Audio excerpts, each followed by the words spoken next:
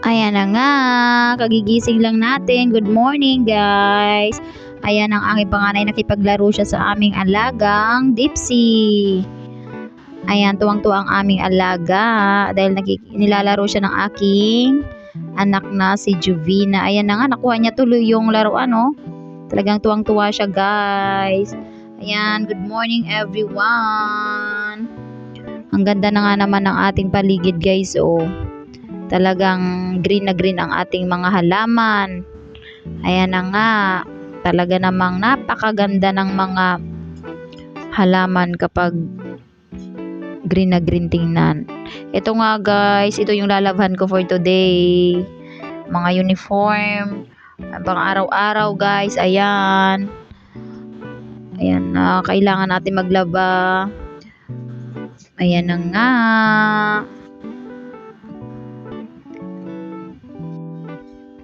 Tingnan nyo guys ang aking mga halaman, ayan, si mama din ang nagaano dyan, ang tita ko, ayan, nagaano ng mga halaman guys, ay mga halaman namin sa paligid, ayan, mga halaman, ganda talaga pag may mga tanim sa paligid guys.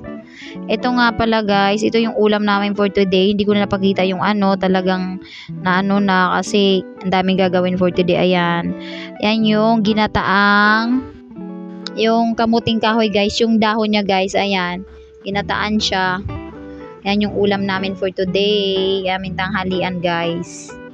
Talagang napakasarap ng gulay sa araw-araw guys. Masustansya sa ating katawan.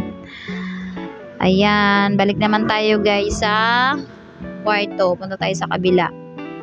Doon lang kami nagluluto guys kasi sa kahoy talaga ang ganda magluto kasi talaga namang napakabilis kasi yung apoy niya. Ayan, dito tayo sa kwarto. Ayan na nga, magluluto rin tayo ng kanin guys. Ayan, magluluto na rin tayo ng kanin ngayon kasi anong oras naman na, ayan na, magsasalang na. Para kahit papaano mamaya pagkatapos natin maglaba is kakain na tayo guys. At ang sunod natin gawin nga ay syempre kailangan nating umpisahan ang paglalabada. Ayan, for the laban na nga ang first son. Ang daming lalaban natin guys. Ayan nga pala ang ating mga bayabas guys. Oh, marami talagang bunga dyan. Ang ganda talaga ng paligid guys. Ayan, let's eat guys.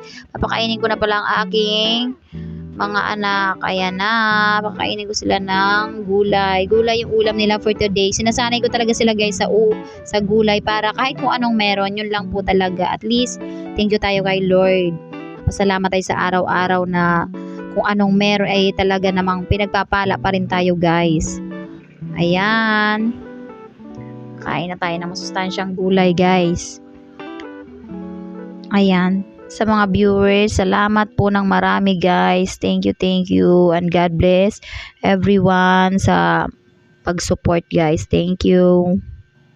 Maraming salamat sa mga subscribe, sa mga supporters po, sa mga idol ko dyan, sa lahat. God bless everyone. Maraming salamat po guys.